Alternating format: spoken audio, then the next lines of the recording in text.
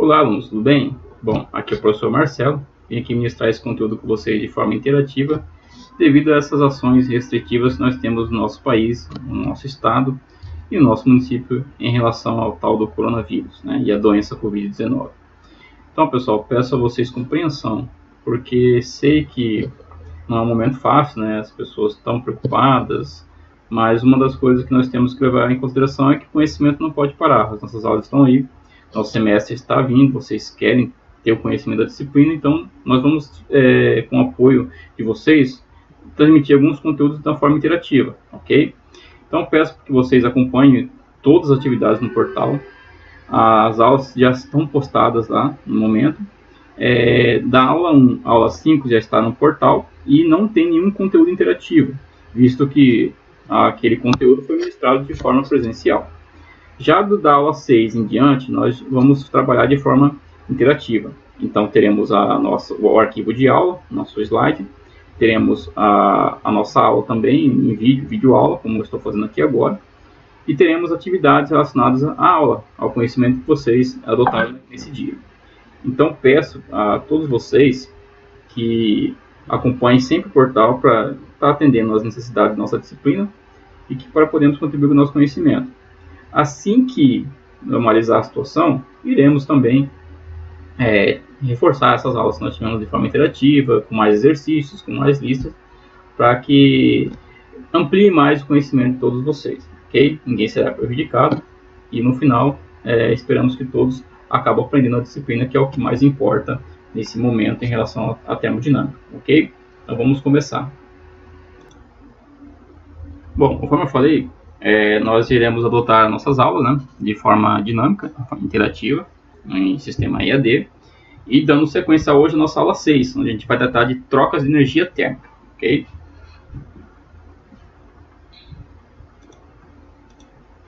Bom, para falar de troca de energia térmica, a gente tem que lembrar o que nós vimos nas aulas passadas, né? O que é essa questão de calor?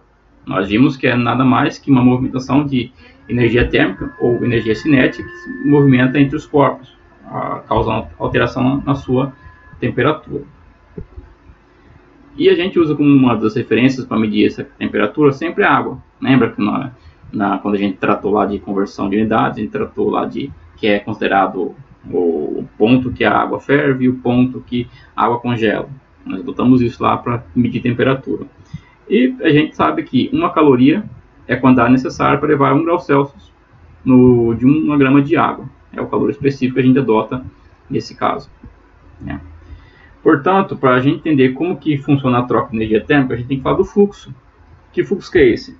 Aquele fluxo que acontece onde nós temos um corpo que emite temperatura, emite calor, né, no caso energia cinética, face a troca e existe essa condução, que a gente está vendo aqui, né? Sobre o meio de propagação de calor, como condução, convecção, radiação, a gente vai tratar mais para frente. Mas o que nós vamos tratar aqui agora é em relação à troca de calor, porque quem está gerando calor seria, no caso, esse aquecedor, né? E pode ver que está aquecendo tudo, inclusive a mão de quem está segurando essa panela, né? Lógico que ela tem um isolante, essa panela tem isolante, então esse aquecimento é reduzido, mas ainda assim ele acaba elevando um pouco a sua temperatura. E como que funciona essa troca? Basicamente, sempre é assim. Nós temos o sistema, né? E nós temos o ambiente, que influencia bastante em relação à temperatura. Quando a temperatura do sistema é maior, o que acontece? O sistema perde energia de forma de calor. Por quê? Porque a temperatura do sistema é maior, ele vai passar uma temperatura maior para o ambiente, consequentemente para entrar em equilíbrio, né? Quando a temperatura do sistema é igual, basicamente o sistema e o ambiente já estão em equilíbrio, então mantém esse equilíbrio. Quando a temperatura do sistema é menor, ele vai, no caso, receber temperatura, porque o ambiente está com uma temperatura maior, então ele vai receber maior temperatura para entrar em equilíbrio. Esse é o fluxo, né? Em relação às trocas de calor, né? Basicamente o que eu expliquei aqui está tudo revertido no texto. Tá? Bom, e em relação ao calor, nós vamos tratar de 3 tipos, né? Calor específico, relacionado à capacidade. Calor latente relacionado à mudança de estado e calor sensível, que é mudança de temperatura. Então, rapidamente, né? Calor sensível, calor latente, capacidade térmica, que é o total, dilatação térmica a gente vai tratar mais para frente, e transmissão a gente vai tratar também mais para frente. Calor sensível. O que é o calor sensível? Basicamente, é do lado de calor sensível aquele que tenha feito apenas a alteração na temperatura. Ou seja, quanto que eu preciso de calor para que eu faça uma alteração na temperatura? Tipo, eu tenho um corpo a 20 graus Celsius, eu quero passar ele para 100 graus Celsius. Quanto de calor eu preciso injetar para que isso aconteça? Lembrando, graus Celsius é uma medida de temperatura, ok? Mas quanto que ela vai receber de calor? Isso é o calor sensível, ok? Que eu quero saber a variação de quanto que eu preciso injetar de calor para que aquele corpo aumente sua temperatura ao nível X. Isso é o calor sensível. Sendo que o aumento da temperatura do corpo ele é diretamente proporcional ao calor sensível que recebe, né? Porque quanto mais calor se recebe, maior é a sua temperatura. Basicamente, ele utiliza o sistema joules por Kelvin ou por Celsius e pode ser representado pela fórmula Q é igual a mc delta T, sendo que a quantidade de calor, né? M, a massa do corpo, C, o calor específico, que a gente vai tratar mais para frente, e a variação de temperatura, que é para conquistar essa quantidade de calor sensível. Bom, para resumir aquela imagem, então, esse transporte de energia na forma de calor sempre ocorre do corpo de maior temperatura para o corpo de menor temperatura. Foram aqueles exemplos que a gente deu em sala de aula, lembra? Em relação à sala de aula, com o ar-condicionado ligado, o ambiente lá fora, externo, quando a gente abre uma geladeira, quando a gente abre uma geladeira em um local mais frio que a geladeira, como por exemplo a região do sul, ou em Cuiabá, que com certeza geralmente a temperatura do ambiente sempre é maior que da geladeira. Temos esses exemplos aqui e conseguimos entender como é que funciona essa questão de passagem de calor. Aí são só exemplos, né? Estão dois corpos isolados, externamente, externo. Essa transferência irá ocorrer até atingir o equilíbrio térmico, nós demos exemplos aqui, né? E sempre a unidade de calor a gente trata em joule ou caloria, também bastante comum, né? E a gente leva em consideração sempre a relação da água, né? Quanto que a gente precisa de calor para elevar 1 grama de temperatura a 1 grau Celsius ou a 1 Kelvin. E aí essas são as quantidades necessárias no caso da água. Em relação a trocas de energia térmica, nós temos 3 tipos. Calor específico, que tem a ver com a capacidade. Calor latente, em relação ao estado físico do material. Por exemplo, a água passa para o estado gasoso.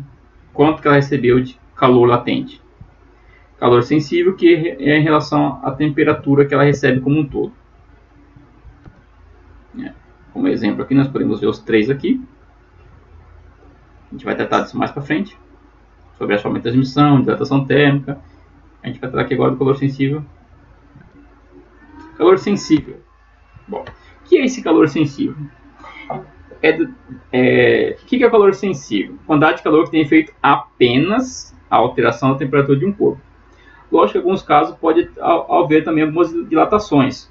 Exemplo, se você pega e aquece uma borracha, antes dela passar por um outro tipo de estado, ela pode dar uma dilatação, tipo esticar, ficar mole, enfim, ela sofre algum processo de dilatação. Então, mas isso ela tem uma variação de temperatura. Então, basicamente, como que a gente sabe que é calor sensível? É a quantidade de temperatura necessária que eu preciso para atingir uma temperatura específica. Exemplo, quanto que eu preciso de receber calor para elevar um corpo a 200 graus Celsius? Aí você vai dizer, mas então a resposta é 200. Não. 200 graus Celsius é uma medida de temperatura. Quanto que ela vai receber de calor para medir 200 graus Celsius? Isso é o calor sensível.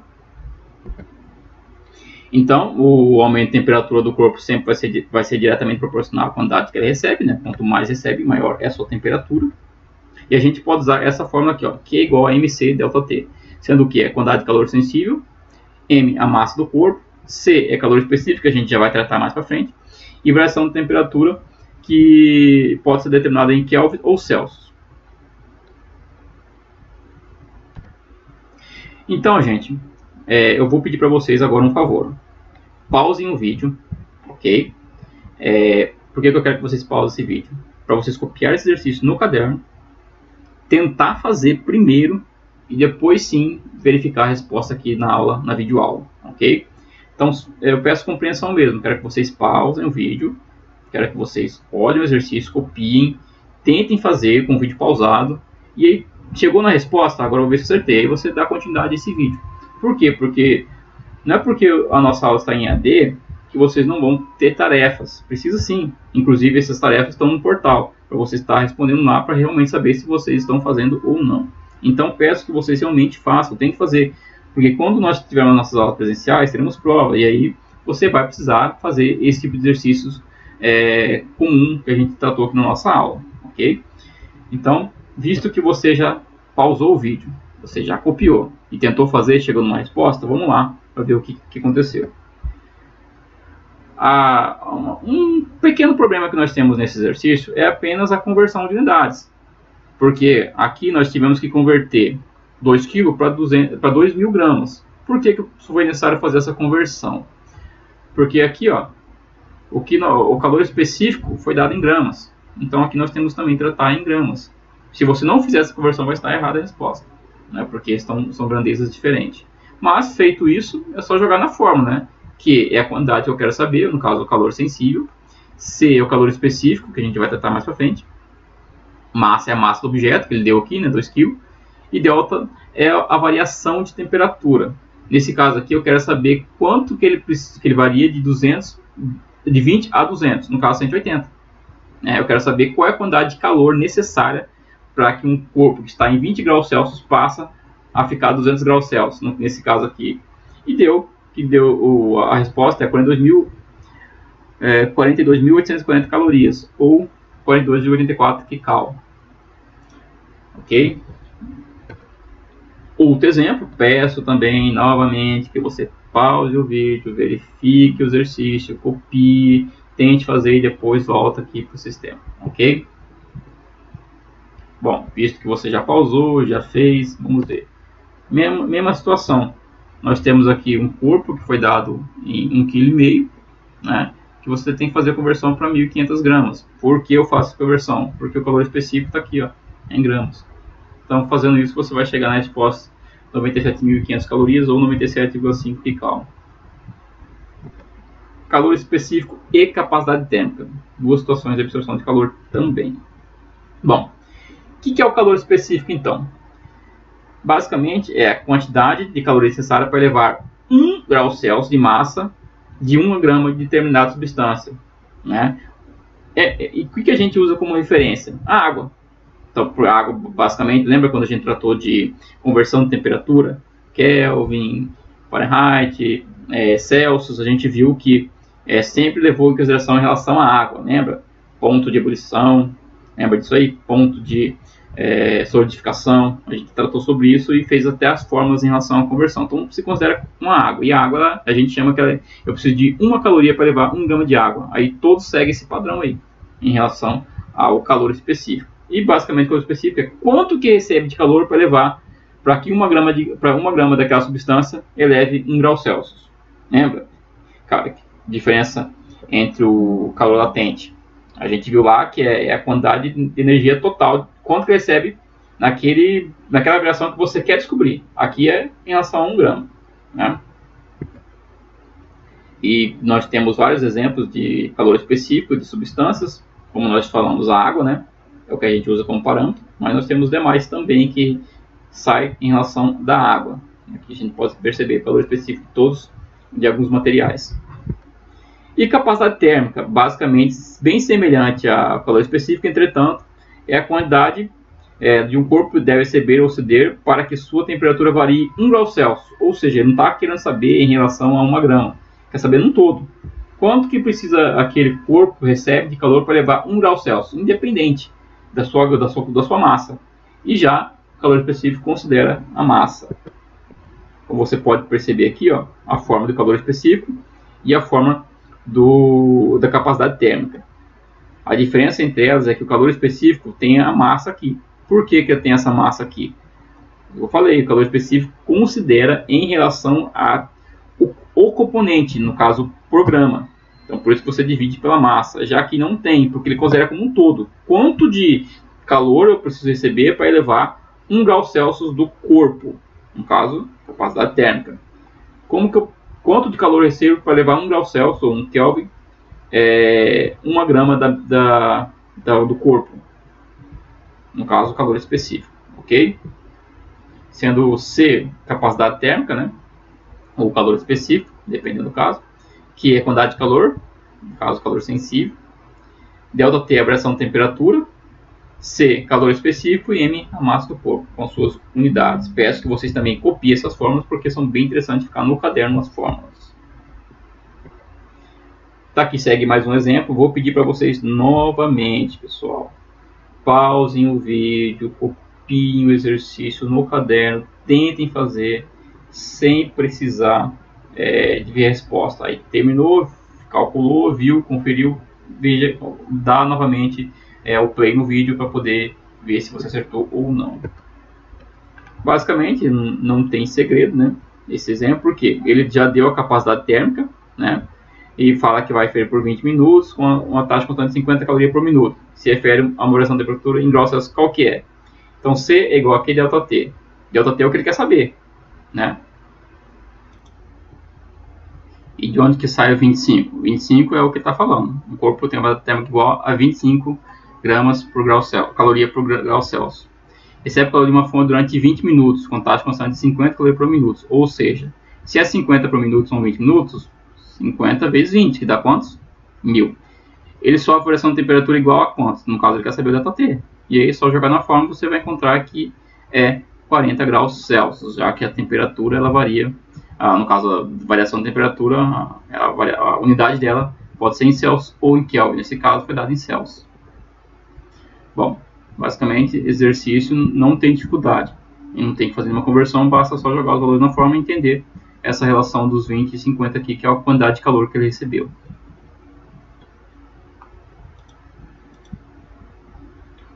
Outro exemplo aqui, né?